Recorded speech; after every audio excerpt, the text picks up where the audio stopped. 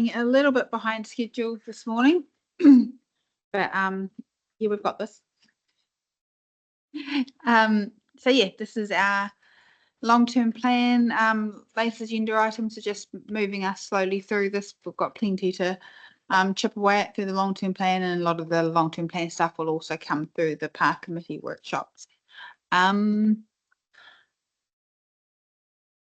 to start with this, Jo. Sure. Kia ora tātou. So this is the next stage in the project plan for the long-term plan, and is an information piece today, but also a couple of discussion points, which Mandy will be leading, particularly focused potentially on the section regarding the DCs, but I will hand over to Mandy to start the show. Thank you, everyone. So we've actually brought a little bit more into today's workshop than we had on the schedule previously, and that's because of the workshop on the 1st of September being cancelled. So we've incorporated DCs and levels of services into this workshop here. So there's a lot to cover off, and excuse all the acronyms, but the title of what they all represent is on each slide. There's a lot going on with the letters of the alphabet there, but we'll work through that as we go through each slide. So yeah, there's a lot there. We'll start with groups of activities, then go into levels of service, then DCs, significant forecasting assumptions, and then financial strategy, and then we'll look at what we've got coming up and going forward. So yep, and if you could move forward a couple of slides there, Arlene, to groups of activities. So this follows on from last week's, where I briefly mentioned that there's now new mandatory groups of activities for the 27 to 37 excuse me, long-term plan. As I said last week, previously we just had water, wastewater, stormwater, roading and floodwater as the mandated groups of activities. But with the transfer of water, wastewater and stormwater out from 1 July 2027, the DIA were enabled to add more mandatory groups into the long-term plan. And they opted to do that on the basis that, for several reasons, essentially they wanted something that will enable better benchmarking across all councils going forward, so that there's more comparative. If we're all reporting in the same structure, that means that we have more comparative data against other council performances and against what their activities are. And as well as that, they also wanted to, they discovered that the current groups of activities weren't fit for purpose. Take out the waters, wastewater and stormwater, you're left with just flood monitoring and roading. That's not really relevant to our council activities with the exception of roading. So they wanted to add ones that actually represent what they believe are more familiar with our communities, familiar with councils, and will provide communities accessible information that can be compared across councils. On that there, you will also note that the DIA has indicated that there will be a one-off cost for councils to update their financial systems and processes. And that may be something that we will have to look at when we get to that. Our systems are built with flexibility that we can change our reporting quite easily by just restructuring things. Our asset planning team had already started doing some work on their AMPs, but they can rechange the way that they can pull those different activities into different areas, and likewise with the financial systems as well. So we may not see much of a cost on that change that they have enforced, but it is something that yet to see, depending on the work that comes out of this, if they decide to change their minds again when the new government, if there's a change in government. So we just stick with it for now. It's nice of them to change the rules on us and you know, be happy for us to cover the costs of we That's right. That. It's tongue in cheek, by the way. So next slide there, Arlene, thank you. So these are the new groups of activities that we've got. This is the first 5 being roading and transport, waste management and minimisation, adaptation and emergency management, adaptation and emergency management, public regulatory services, governance, planning and reporting. And that's all the different activities that sit into that. In the proposal document that we got through from central government, there was about an extra 5 or 6 pages of where they've gone through the individual activities and where they think that they would all sit. This is the activities at a fairly high level. Roading and transport's fairly similar, but the difference there being that they've added in parking services, which if you think about our way of our structuring our organisation, parking services comes under a different area than what your roading would. Although we sit across a couple of groups of activities there, we've got from our structure that would come through natural built environment from our infrastructure side of things, and it would also come through our support SPD area because we've got our asset planning group, and then we've also got in that regulatory, which is in the natural built environment as well. So it cuts across a number of activities, and they all do that. But we can handle that through the way that I just said, that we've got that flexibility in our finance and reporting systems that we can manipulate that. Councillor Holden. So I take it the government, the GOAs, is this with the amalgamation in vision? Like a note like that, or pretty straightforward. But number 3, that reporting is a wee bit from what date or how or.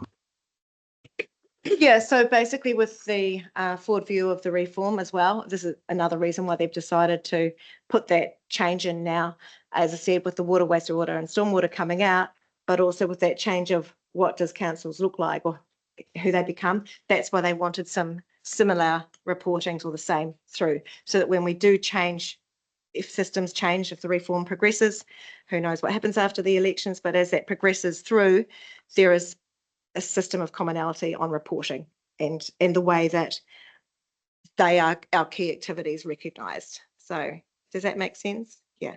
That reporting wouldn't come into a certain date that would be required. So the adaptation and emergency management reporting, you mean?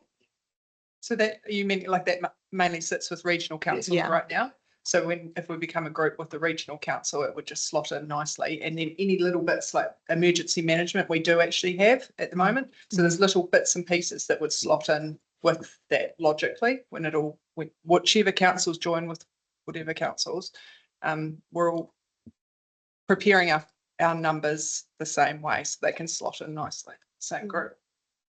I've got a few questions. Are you happy to take questions now? Brent, then Dan and France. John. Thank you. Couple of questions.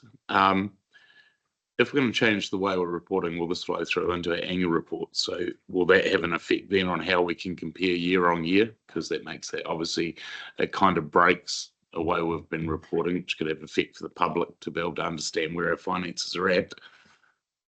And as much as we've just looked at how directorates and things sit together under transformation, is there any thought around this about how, as a structure within council, if it's splitting stuff across multiple directorates and areas, maybe is there an opportunity to look here at aligning ourselves to this as well? Because obviously if we're relying on a little piece of information coming from multiple places, I'm wondering whether that's going to create an issue in the future.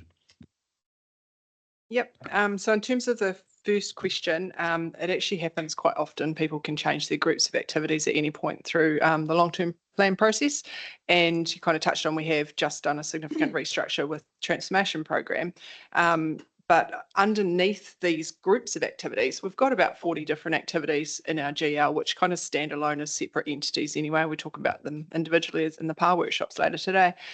So if we keep them, they're still at that group of 40 individual sort of departments. You can group them up any which way, and then there'll just be some extra explanation to make sure that we're comparing apples with apples, comparing prior year. Like we'll have to explain what's moved between the different groups, and also the important one is making sure that you're on track with budget, so you can like always being able to explain the true variances, not just what the movements are.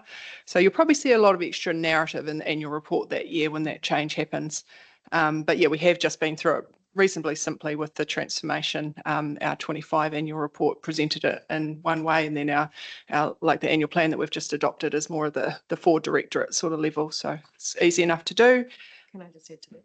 Yeah, sorry, I'll just add to that one. And what it will also mean is when you have a mandated group of activities, each of those groups have to have a separate FIS statement and activity and statements and all those things. So whilst it will be a different reporting through it, there will be more level of detail for each of those mandated activities than what we've had before. We only had those individual FISs for the like the natural built environment for the directorate, and then for the activities behind being flood, the water, wastewater and stormwater and roading. Now we'll have it for each of those as well. So it may give a little bit more refined data there, like more refined accountability there for the community be able to see as well. So Yeah, so I guess it carries on from your second question as well, in terms of going forward. It's easy enough to do, and you'll see, you know, there's a lot more groups of activities now than the 4 directorates that we've got. But if we have that underlying information, we can slice it different ways. Because then for the annual report, we also slice it in terms of type of expenditure. So there's a few different ways we can slice it in the systems that we've got. Dan. Thank you. Through the chair, just going back to number 2, waste management and minimisation. As we don't deliver that directly, are the requirements of these regulatory, facilitation, or provision and delivery? Are we going to need to stand something up, or are we okay as we are at this stage? Until about 2 years ago, I believe it was, they were going to mandate doing curbside collections, and National took a turn on that position. I think it was about 2 years ago that they changed that. There is nothing at this stage to change that, so we can continue as we are right now. I know that we are looking at our, all of our options as we move forward, but that mandated position on having to provide that for all councils to provide that is no longer in play. From the position that they're taking is more around the recycle, reuse and providing those resources. I'm not sure if Mr. Cook's got anything to add to that. Mr. Cook? No, I think you've answered it very well. The Labour government at the time were going to mandate it, and the national government repealed that piece. If the government changes again, it could change again. France. Just for clarification, so these are items, these 8 that we have to do, they are mandated. Okay. And if we go to the next page, to the second or the bottom bullet point, if you like, where it basically says as provided for in the local government systems improvement amended bill once passed. What's our timeline expectation, whether this bill gets passed before the election, after the election? Do you know? Have we got any idea? I think it was delayed last week, but I think it's still looking like a middle of September sitting that that's going to go through. So it should be passed. This is what we're all being directed to work on and acquire as for our LTP going forward. But I think it's been through the House on at least 2 readings, and I believe the latest one was deferred a week, and I think it's the 15th of September or early September. Yeah, does that sound right? It's certainly planned to be before the elections. And I just want to question on the because you mentioned that this is the stuff we have to do. I think it's the stuff we have to report on. And I think there's a slight nuance there, because if you go to things like your waste management and minimisation, there will be some things that we aren't doing. There's some things that are currently, while we sit differently to regional councils, that we're not doing.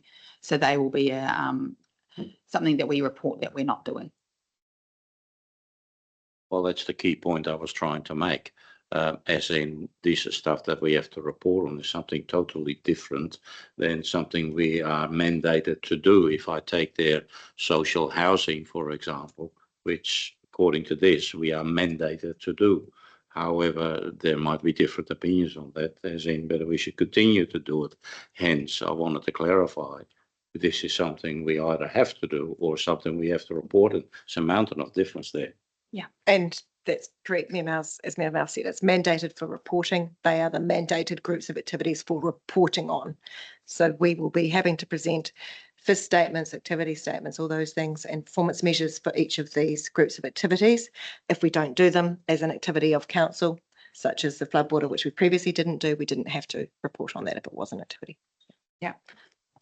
And I guess the positive in this is it does generate, for a governance side of things, a good benchmarking tool that you can start to actually understand where you do sit comparing to other councils on different things. John? Totally confused. So there's, we've got 8 new things that we must be mandated to, is there a pecking order in the response that, some of these aren't relative to what we do as a district right now? Is this level and decision for the ongoing LTP, is it for a wider group looking at amalgamation, or is it just for this part of the district that will blend into the amalgamation? And the bit that really scares me at the bottom is the groups of activities will be set in regulations as provided from the Local Government Systems Act once passed. So we're sort of in no man's land, and where do we go? So do we have the ability to change once we find out what that act is, or do we have to sort of set in concrete now? They did a very limited consultation on this in June. When I say very limited, they weren't actually inviting councils to pass any, invited to make a submission on it. Taituara put in a submission on behalf of the councils, and they weren't invited either to put in a submission. So it was a very limited feedback process, which confirmed the proposal that they put out was to progress. This is what we will be progressing when it's passed. In the meantime, we need to be reporting as proposed and preparing ourselves to report as proposed, and the likelihood of this going through in the coming 4 weeks or so. So, and I guess just to be really, really clear on this, this is a reporting. This is not a new mandate at the moment. What comes of this in the future is to some of the things that we're not doing that are being identified here. That's probably, it may well be a good indication of where some of the thinking is at as to what role councils do and don't have. But there's certainly no mandated requirement for things like, your council housing or your waste minimisation or public transport, all that kind of stuff. But there is, and it's split across, regional councils and territorials at the moment. So I think what we can read into this is a direction of travel. What we can read into this is, as we piece together, if we step into the amalgamation space, what those councils look like. This is a baseline for what's expected to a national level, and the things that we're not doing. We just need to be really clear. For now, that's what we're not doing. But we also probably need to be mindful that there may well be an expectation of councils in the future. I can see where they're coming from, what they're trying to do, but what I can see at the moment with the uncertainty is we could spend a lot of money going down the wrong path and then have to turn around and redo it again in 6 to 12 months' time, depending on what legislation comes out. I think the thing that we can hold right now is we have our 4 directorates, and whilst there's some crossover of these activities within those directorates, our directorates sit at the front, and how we deliver these activities is not determined by legislation. It's how we report that is determined by legislation. So we have to report on those groups of activities, whilst some of the natural world environment will have aspects in each of those potentially, and so might support services and et cetera, but it is, so what we do in the RTP, where we've previously had a directorate at the front, and that's had the first statement, financial statement behind it, groups of activities and performance measures all sat within that specific natural built environment, for example. What we'd have now is natural built environment, and it reflects into that group of activities. We'd have support services, and it reflects into those groups of activities. And then behind it, you'd have the fifth statement for the big group, and then you'd have a financial statement. I say financial statement, and behind that for each of those groups of activities to support the mandated reporting requirement that we've got. And just to note, we're not spending money on that. There's no change in system required. We have like the lower detail of all the departments, and it's just the way we add them up differently. Hannah, and then we'll get back onto the presentation. So what I'm hearing is the operating model of our organisation is still fit for purpose, that we don't need to adjust any of the structure, because these are just the deliverables, aren't they? That DIA are requiring us to report in future. Is just the structure of how we report back, but the delivery and implementation still remains the same. Okay, no, that's good to be clear.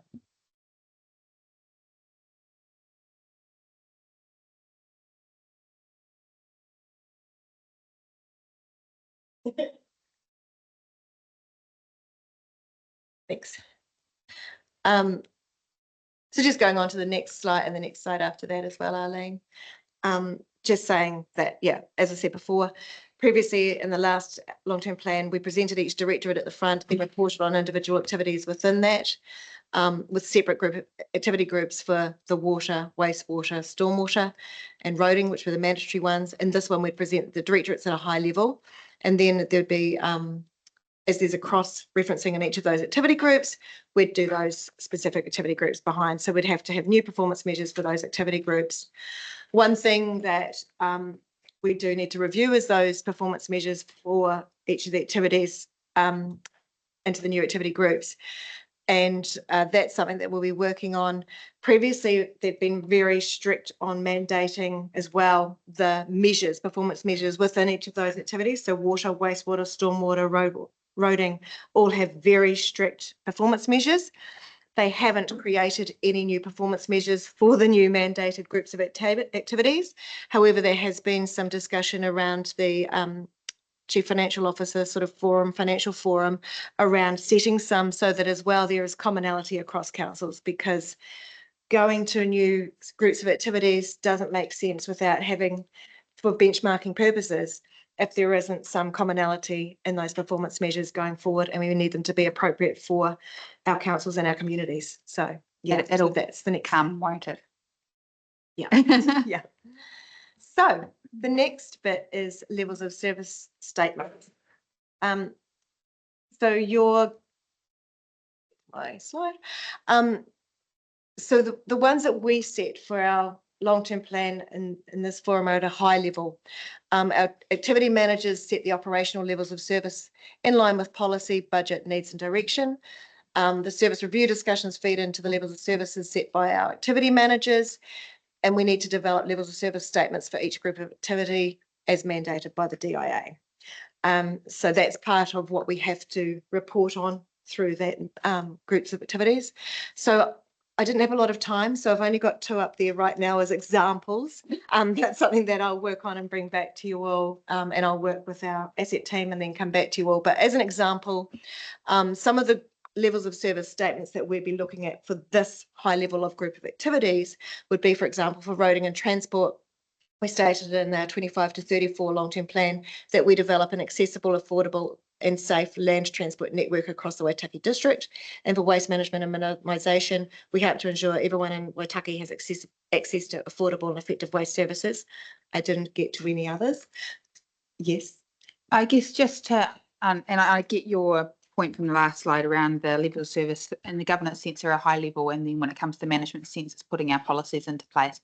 But I guess also going through this long-term plan process, when we're talking level of service and we're talking the cost implications of that, there is a different level of detail almost that we're going to be needing to go into as a governance group, because any of those tougher decisions need to sit on our shoulders and we need to back them, and then any cuts to any levels of service need to be in the public realm. So I guess I'm just trying to work out how I line those 2 sort of thought processes up to our statement.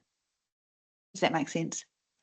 I guess the easiest way is if we just think of this as the group of activity, like the real high level sort of strategic view of, you know, providing that service, whether or not to provide it or what exactly we want to provide.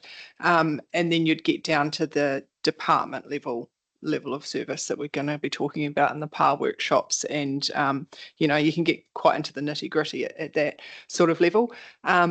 I don't know if it's in your slides at some point, but we're also going to have the asset and activity management plans. The asset planning team is working on those behind the scenes, and they're trying to marry that up to these groups of activity levels as well. So you'll have the overall levels of service set at the LTP level, this activity level, and then the asset management plans will go down to that lower level as well. So you'll have an opportunity as you get into the deeper department deep dives, we'll be able to talk at the lower levels of service. This is kind of, it's the same terminology, but yeah, think of the group of activity levels of service and then in the individual activities.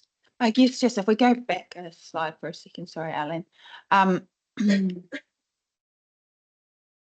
When we talk about what we set in our long-term plan from a community perspective, a high level, I think that there's probably going to be a bit of a delving outside of that space is probably what I'm saying. So I think we've just got to be a bit careful in our terminology, because that looks like we sit up here and we do the grand strategic statements, which I think are needed. But I think when we're talking about, well, if you want to find real cost savings or anything like that, you'll find better ways to live within your means. Moving forward, we need to talk about what we're not going to do. And so that's a different role then for governance to put on the table and for our community to be consulted with. So it kind of lifts it a little bit out of that sort of conversation. Definitely, like roading's a good example here. Like obviously at the high level, we want to have an accessible, affordable, safe land transport network. But then when you get into the asset management plan and you talk about the specifics below that, and you can talk about sealed versus gravel roads. We talked a lot about that last time, the level of service that we want the specific roads to be at. So yeah, there's a lot deeper conversation as you get into the activity level space, and the asset management plan conversations will help around that. That's cool. Sorry, you can carry on. Yeah, that is just a really brief introduction. I think we're due back to discuss this more. I need to do some more work on drafting those levels of service statements up to put to you all for discussion. So I'll work with our team and bring that back. And I think there's a further discussion later on in September on that. So yeah. So the next topic of discussion is one of my joys, development contributions. So the interesting thing with development contributions, so basically development contributions help fund infrastructure needed for growth. And prior to DCs, all ratepayers were rated for growth.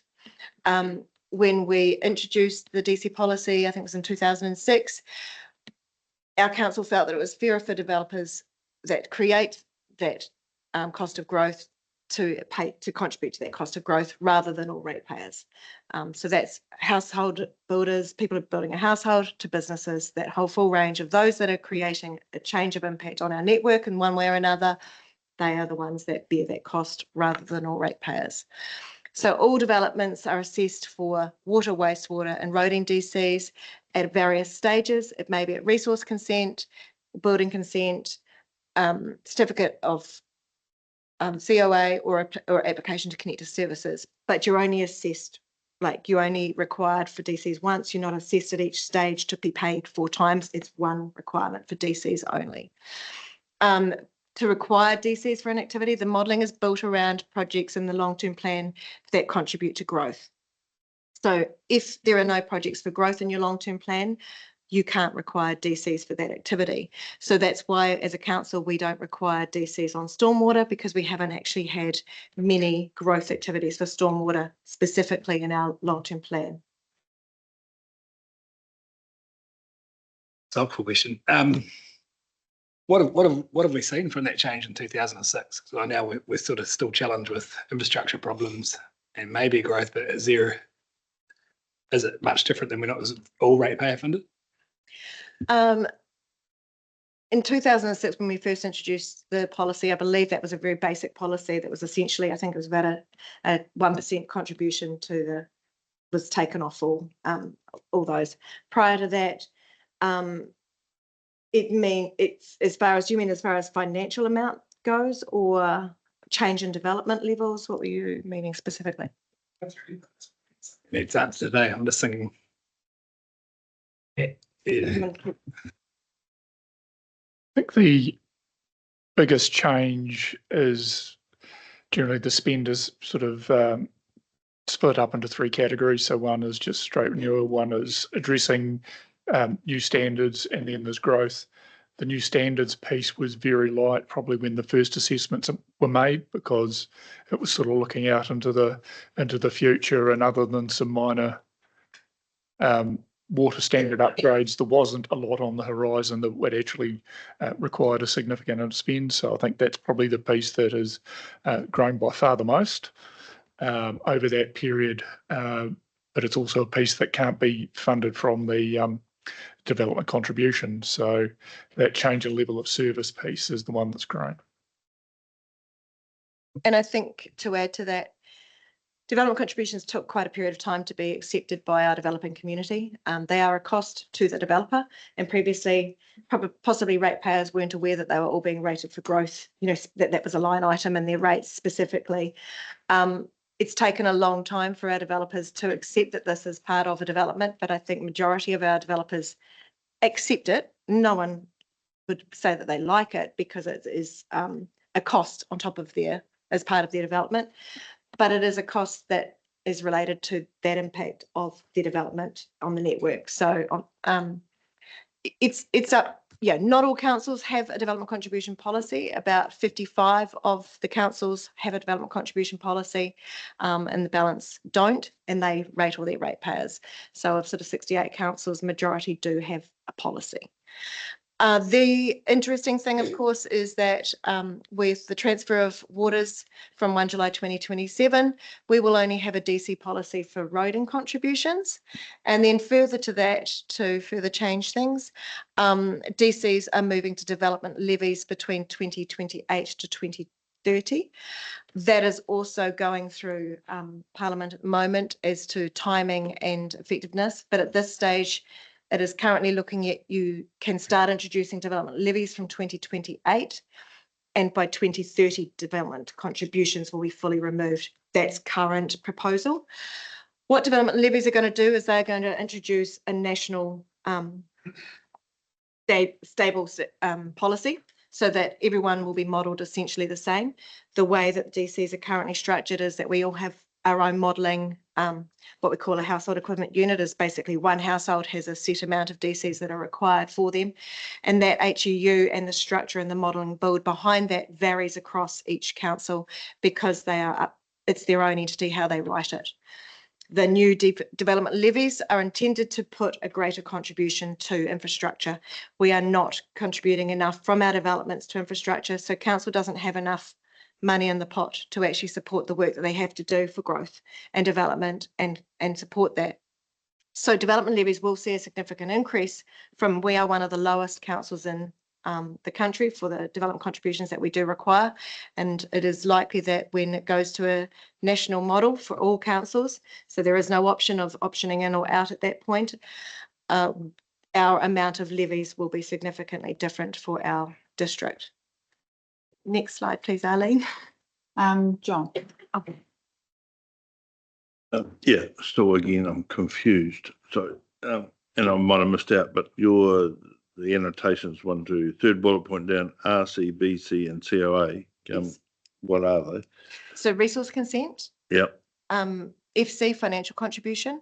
Was it the next one? BC. BC, building consent, and certificate of acceptance. So the certificate of acceptance is if you've done work and didn't do the building consent, get a building consent at the right time, you go and ask afterwards for the right paperwork to permit that. Right. So then carrying on from that, you know, you're saying it's now a development levy. So that will pick that up now rather than what it's been isolated for. So are the rules around where it's got to be spent, how soon it's got to be spent after it's been collected? You know, how does all that work?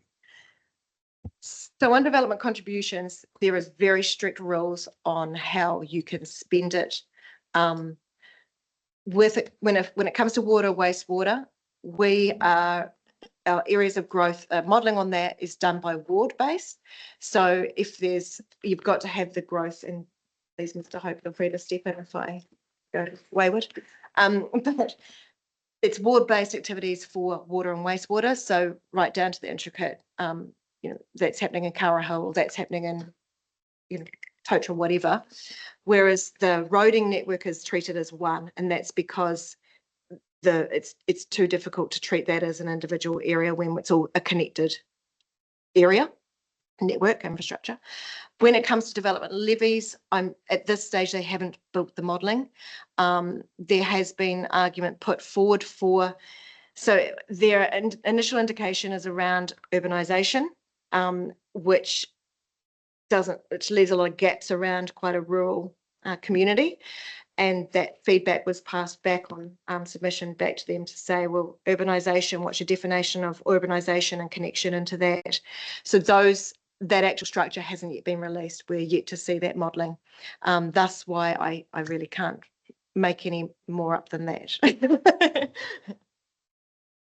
So as far as water goes, that because this is legislation, that will then go along to the new entity, whatever it is, and that number will be decided across the board of everything Yeah, so any money That's that we, dangerous. yeah, any money that we have taken for water, wastewater, and so it's specifically allocated there for development contribution. Income is isolated out in our financial system, and it has to be spent on projects for growth.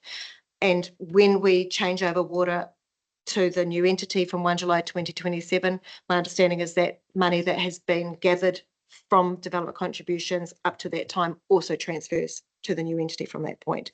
So we will only hold the bank for the roading still after 1 July 2027. I've got Joe and then Franz and then Brent. Just wanted to add a thought, and particularly with your experience, Mandy, is it fair to say that the history of development contributions for council has been focused on the reality that we have a slow growth community and development, and the fact that we've come at DCs in relation to encouraging development and wanting to enable that, whereas the indication for the levy is that in the future we won't have that leeway to actually be able to support development in a decision-based way relative to DCs?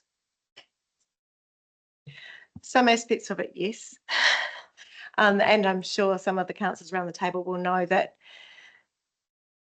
as I said, any additional cost of development, some people consider it a deterrent. It's where that cost of development should sit. Is it with all ratepayers or is it with the developer? There has been a desire to not look at adding in other development contribution aspects. We talked about in the previous whether we introduced a community facility development contribution that may have been able to contribute towards the likes of the network, whether we looked at bringing financial contributions into a recreational development contribution, which because of the RMA changes. And previously those discussions have been denied on the basis that didn't want to increase DCs. Some DCs can also be used to increase activity in certain areas of development. Like previous examples I've given is Nelson, for example, when they were trying to encourage development through their CBD area, they put some relief there in their DCs for that particular street or hub or whatever area it was. So we looked at those. I think we discussed that a couple of years ago around whether we wanted to encourage development, for example, through Humber, Harbour Tyne Street area or, airport or so, whatever you want to do, you can structure DCs to benefit a specific activity if there is a strategy for council to do so. That can be something that can be built into it.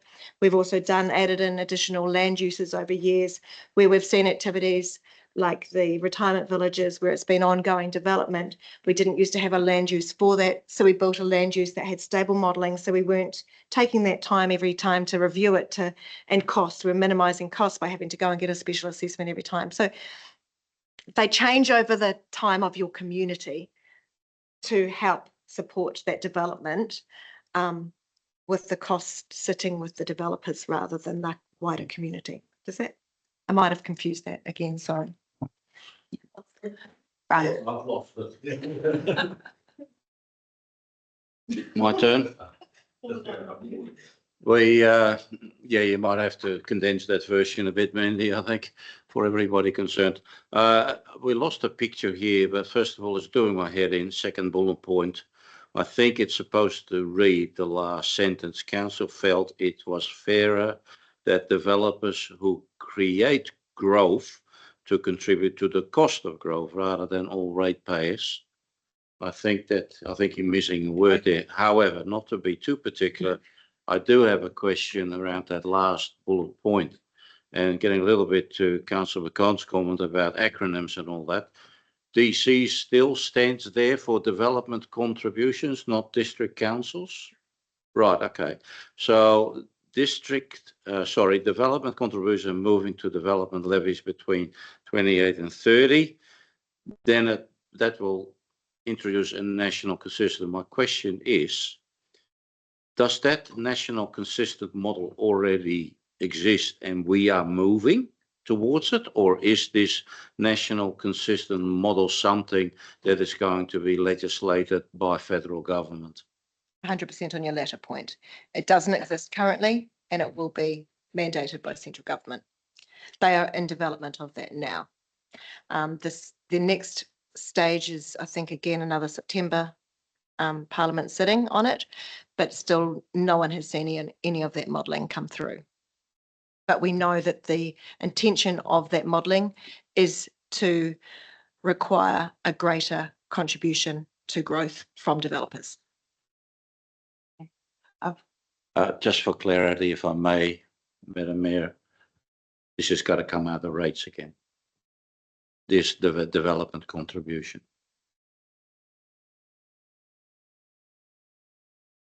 It's meaning it's an alternative income source to rates.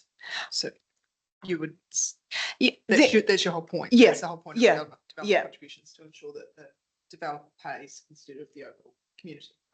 yeah, and the intention is also to make sure, because basically at the moment we aren't contributing enough through development contribution to support our infrastructure demands through growth. So what government is trying to do is ensure that it doesn't fall on council's pocket. It falls on the developer's pocket more than the council's pocket, because we are always having to top that amount up. Yeah, does that help? Yeah. Is that better? Thanks. Brent, then Dan. Thank you.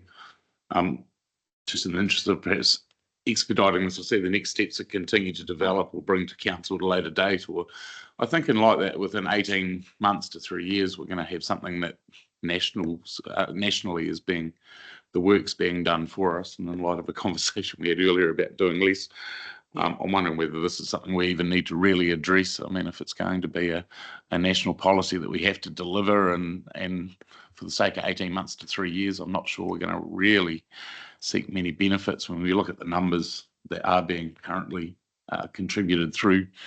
It's not massive, is it? So I don't think it's a game changer in my mind, but I just wonder whether it's going to happen to us anyway, isn't it? Let me just sit back and let it happen. Probably hit the nail on the head. Dan. Thank you. Through the chair, just a question with regards to, I know it's a bit of crystal ball gazing, but the move from development contributions to development levies, theoretically, we will be better off financially. That's the theory. Is the rate going to be set, and it's the same rate in Auckland, the same rate here? Where my concern lies with that is scale, whereby there is a cost to actually putting up a number of houses. The more you build, or whatever, the more you build, the cheaper that infrastructure cost becomes, because you're spreading it across a greater number of units. There is a risk, in my view, that we will wind up actually not meeting what we need because we're not going to have the same level of scale as a larger urban area. Is there any allowance, do we know, for that? At this stage, there's been no sign of what that modelling is going to look like. There were a number of submissions from various councils into the proposal that went out, trying to make sure there was some, because they were proposing one model fits all, and I think most councils have sort of said one model doesn't necessarily fit all times. They have since come back and said that there will be some sort of scaling for unusual type developments or anomalies, and then on the fast paced process, they may look at bringing the levies in sooner as well, fast track process as well. But we haven't seen what that looks like. We have not had any further communication on what the proposal is going to change otherwise, apart from from what we saw on the initial proposal. So no, unfortunately, I can't give you any more. But the feedback that's been passed back has said one model fits all is a difficult piece of cake to chew, because we're all very different, and you know, as we said before about the DC policy changing over years, that's because communities change, needs change, activities change. So yeah, it'll be interesting to see where it lands. I'm just thinking about how we're going through the presentation. How much longer do you need, Mandy? Sorry. I have now got an opening on the 8th of September if I don't get through this all today, so I can defer if what needs bits I need to. How about we try and push through, because I Yes. think where we can I think that's hold those spaces for what other subjects might Mhm. need to be covered off is a good thing. So I'm going to ignore your hand for the moment, Councillor McCone, because this one I do think that Brent has probably nailed it, and I think at some stage we just need to make a decision on that in the future. You can ask me any questions offline, or Mandy. Mandy. So just to where this lands is essentially if we continue with having a eroding DC policy, and that's probably the key thing. We don't have any option on whether we move to development levies. At this stage, that is where that direction will go. I guess the question that we need at this stage, I am planning on continuing to develop eroding development contribution for 27 to 30. The revenue that we get from DCs over the last 3 years has been about $150,000 a year that we get from the eroding development contributions. Doing the modelling through for this will cost about $10,000. We do all the front end of the policy work inside in-house, but the back end is done externally. There is a couple of subdivisions that will generate an additional 85K. So we could be looking at about 250,000 on eroding DCs in the next year. My plan is to continue to progress eroding DC policy for 27 to 30, which will need to refer to the fact that development levies will be introduced. I guess unless there's any other thoughts, which I'd need to bring a paper to council to decide to revoke a policy if that's what the direction was. But for now, the sensibilities around, whether it's the developer that pays for it or the ratepayer, keeping in mind rates caps coming in, do we want to be putting additional rate on residents, or are we better to keep it where it sits in the policy that lies when we are going to be moving to levies and keep that as a standard nature? So my plan is to continue to progress that unless I hear otherwise.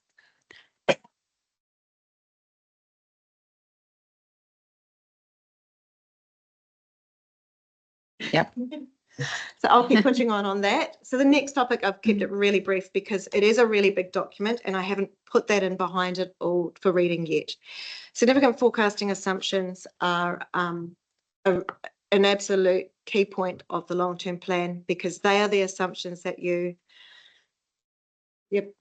put your nail in the ground on. They're the ones that you stand beside when it goes to, they're all the key financial assumptions that we represent on. And there's a number of assumptions that we've made.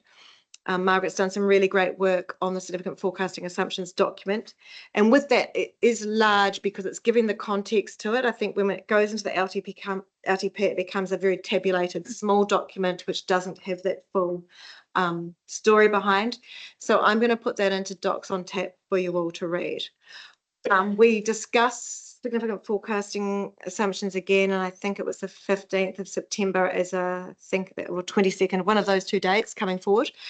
The key thing, and when I put it in Docs and Tap, I'll give you the key thing that I need from that discussion when we revisit it again, is the growth, population growth forecast. That's one that really does have an impact on, your funding streams, whether, if you say you've got low growth, medium growth, high growth, when you're coming to, put in economic development and commercialisation strategies, all those things need to be considered quite greatly. And when we're doing different applications for different things, that does have an impact. The last LTP, we used a high growth forecast based on the economic development strategy being implemented. And I guess the question I have to you all is, a high growth still appropriate, or should we be looking at a medium or low growth? The significant forecasting assumption document has what those levels of growth are, and there's not a lot between each of those. There's just minor difference, probably about 1,000 odd between each of those tiers, but I will send you that full document, and that will be the key thing for you to look at. And when you look at that document, you don't need to read all of it, but it gives you all that background there. There's a lot in it. It's about a 30-page document. There's a lot of reading to give you that background substance if you want it. But the key thing I need is that population growth, and then just if there's anything that's missing. So we've taken into account all the things from the environmental scan that you brought last week. We've taken into account the BERL forecasting assumptions. A lot of it is still highlighted yellow because it is a work in progress. We keep updating that weekly as things change and they happen and they change weekly, and that gets changed right until audit starts basically. So that at that point, when we bring the significant forecasting to you for underlying assumptions, that's when the line is drawn essentially for that. So that's all on that one. Is there any questions? No. And then we move. Oh, Through the chair, just a question, Mandy, with regards to the growth forecast with population. Is that banded on demograph and age and the like? Because obviously if we have an influx of retirees, for example, or people towards the end of their working life, that has a different set of requirements from, a younger population coming through.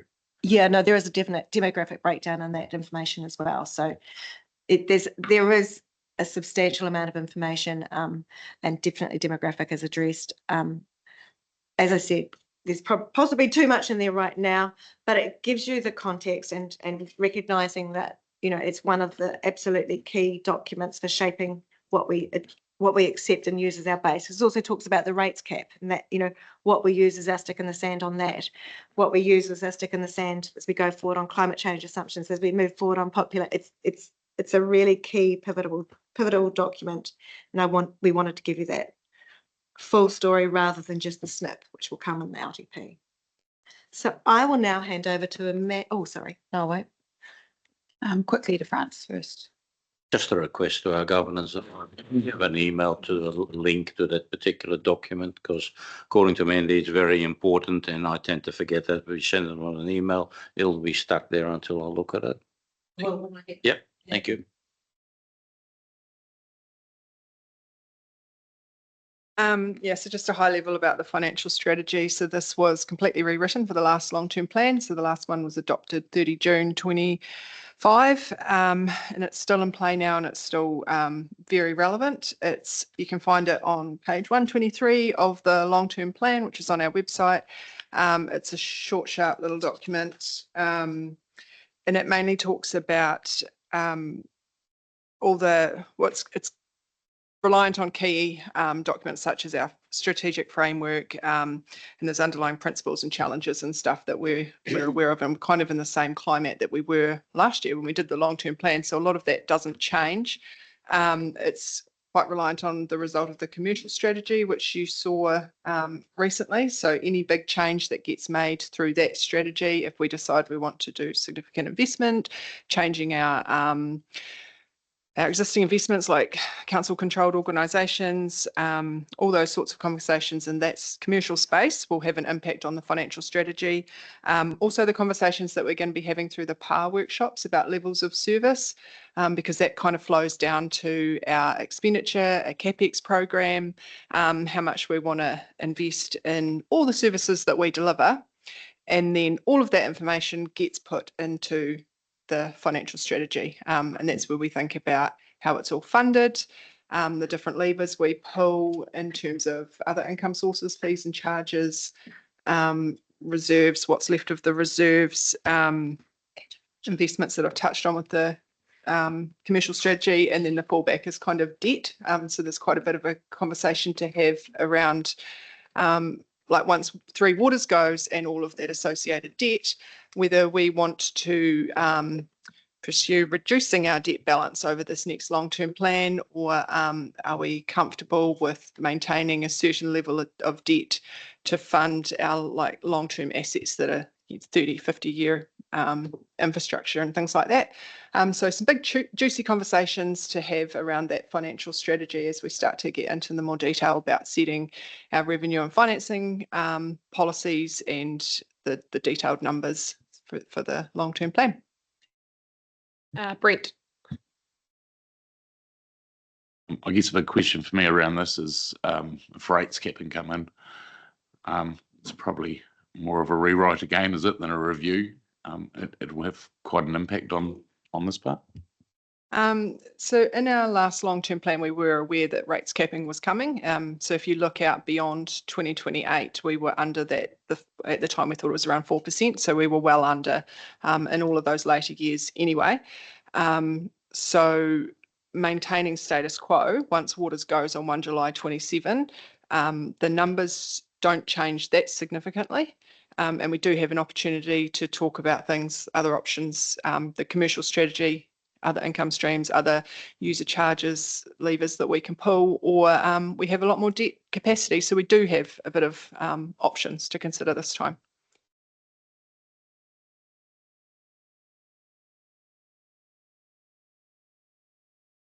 Any other questions? No? Oh,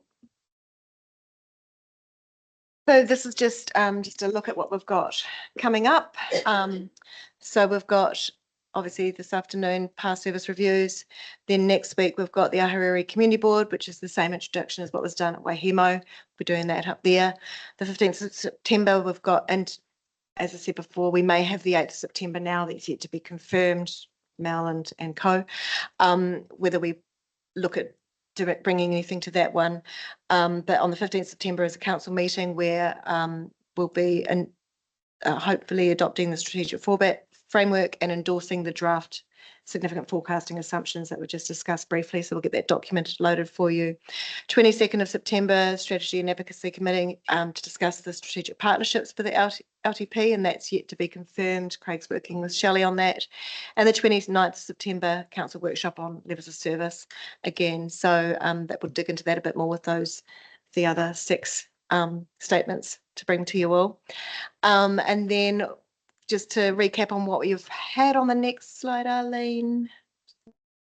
Oh no, it was gone. It was one back. Sorry, it was gone. And what's gone and what's coming. So the ones that we've had already, we've had the council workshop in May for the LTP introduction.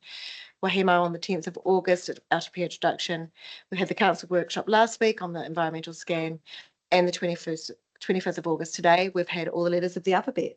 So, so thank you for your time today. If you've got, I know we've gone through it quite quickly and well ahead of time, but if you've got any questions, feel free to share those, and I'll get those documents loaded for you into Docs on Tap. thank you. Sven did just have his hand up for a question just now. Just to foreshadow, at present the roading level of services are declining, so I'd be quite keen to have particular detail on that when the level of service conversation comes up in September. There's been some recent communication from the Minister around roading as well, so and that's been reflected. Our asset management team are all aware of that, but yeah, so Gary Wilk's been doing a lot of work on that level of service stuff already, but yeah, absolutely, we'll make sure that you're involved in there. So, is there anything else that you need from us in terms of clarity on thinking?